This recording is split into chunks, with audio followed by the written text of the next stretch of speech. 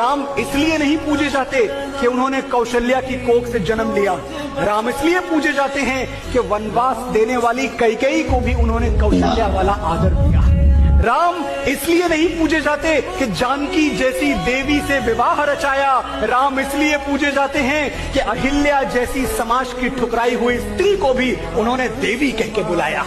राम इसलिए नहीं पूजे जाते कि दशरथ जैसा चक्रवर्ती सम्राट उनका पिता है। राम इसलिए पूजे जाते हैं कि जिसे पुत्र की तरह वो अपने हाथों से मुखाग्नि देते हैं, वो एक बूढ़े पक्षी जटायु की चिता है। राम इसलिए नहीं पूजे जाते कि उन्होंने लंका जीत ली। राम इसलिए पूजे जाते हैं कि अयोध्या की मिट्टी के लिए, अपनी मातृभूमि के लिए, अपने बाहुबल से जीती हुई सोने की लंका त्याग।